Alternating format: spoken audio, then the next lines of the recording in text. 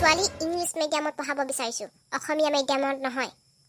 নবৌ, মইতো আপোনাক বহুত দিন কৈছোঁ ৰিজুক ইংৰাজী স্কুলত পঢ়াব নালাগে বুলি। আৰু ৰিজুক পঢ়াব বিচৰা স্কুলখনত অতীজৰ কথা জড়িত হৈ আছে। সেই কথাটো আপুনি ভালদৰে জানে। ৰিজু, মাজনী আহা, কিবা এটা খাই লোৱাহি, স্কুল যাব হ'ল নহয়। তোমাক মই আজিয়ে এটা কথা কওঁ, ৰিজুৰ ভৱিষ্যতৰ কথা ভাবিবলৈ তাই মাক এতিয়াও জীয়াই আছে। গতিকে বাহিৰা মানুহৰ দিহা পৰামৰ্শ মোৰ কোনো প্ৰয়োজন নাই, বুজিলা? কি ক'লা নবৌ? মই বাহিৰা মানুহ? মই ৰিজুৰ খুৰাক, তাই মোৰ ভতিজা। গতিকে তুমি জানি থোৱা, আজিৰ পৰা যাতে ৰিজুৰ ভৱিষ্যতৰ কথা তুমি কেতিয়াও নাভাবা।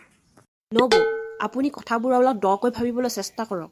আপুনি হয়তো ভালকৈ জানে আমাৰ দেউতা এই অঞ্চলৰ এজন আদৰ্শ শিক্ষক আছিল। এই অঞ্চলৰ এনে এজন মানুহ নাই যিয়ে দেউতাক চিনি নাপায়। দেউতাক দেখিলে সকলোৱে মূৰ দোৱাইছিল, কিন্তু আপুনি? কিন্তু তোমাৰ আদৰৰ সমান দেউতাই সমাজখন গঢ়িবলৈ জানিলে, কিন্তু নিজৰ ঘৰখন কেনেদৰে গঢ়িব লাগে নাজানিলে। তাৰ বাবে আমি দেউতাক দুখ দিব নোৱাৰো বৌ, কাৰণ দেউতাৰ তাকৰীয়া ধনেৰে আমাক পোহপাল দি ডাঙৰ দীঘল কৰিলে।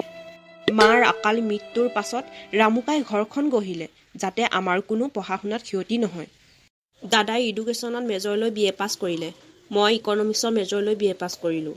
কিন্তু তোমালোকৰ এই ডিগ্ৰীৰ মূল্য আছে নাই, যে ডিগ্ৰী লাভ কৰি আজিলৈকে চাকৰিয়ে যোগাৰ কৰিব পৰা নাই? সেয়া কি ডিগ্ৰীৰ মূল্য? চাকৰি কৰি ৰঙীল জীৱন যাপন উদযাপন কৰাৰ ইচ্ছানো কাৰ নাযায়, মোৰো যায়। কিন্তু চাকৰিৰ নামত বহুত দিন বহুত মাহ পাৰ কৰিলোঁ। টিউশ্যন কৰি পোৱা টকা কেইটাৰে কোনোমতে নিজৰ খৰচটো চলিছোঁ। আৰু দাদাই যেনিবা দেউতাৰ পোষ্টত সোমালে, তাকো ৰাইজৰ অশেষ চেষ্টা আৰু আশীৰ্বাদৰ ফলত। 9,000 টকীয়া 9,000 টকীয়া পোষ্টক চাকৰি বুলি কয়? যি নিজৰ পৰিয়ালক পোহপাল দিব নোৱাৰে, সেইটো বাৰু চাকৰিয়েই হ'লনে? মোৰ দেউতাই যদি মাহে মাহে পইচা পঠিয়াই নাথাকিলেহেঁতেন, এই ঘৰখন কেনেকৈ চলিলেহেঁতেন তুমি এবাৰ ভাবি চাইছা? ধৈৰ্য নব, ধৈৰ্য। দাদাৰ ট্ৰেইনিং শেষ হ'বলৈ বেছি দিন নাই, তেতিয়াতো দাদাই সম্পূৰ্ণ টকা পাব। তেতিয়া নিশ্চয় আমাৰ পৰিয়ালটো চলাত অসুবিধা নহ'ব। তুমি তাৰমানে দাদাৰ উপাৰ্জনৰ টকাৰে চলিম বুলি ভাবিছা নহয়নে? আপুনি যদি অসুবিধা পায়, মই মোৰ কথা নিজেই চিন্তা কৰিম। আপুনি মোৰ কথা ভাবিবলৈ দৰকাৰ নাই।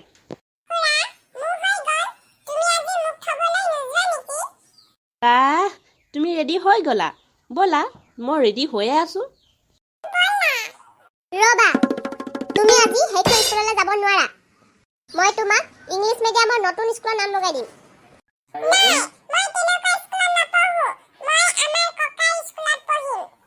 ৰিজু, মোক খং উঠাই নলবা। মই কৈছো নহয়, তুমি এইখন স্কুলত পঢ়িব নোৱাৰা।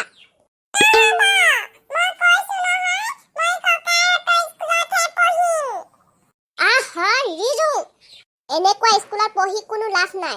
তাত কাৰণ অসমীয়া মাধ্যমৰ কিতাপহে পঢ়ায়। অসমীয়া মাধ্যমত পঢ়ি কোনো লাভ নাই, বুজিছা?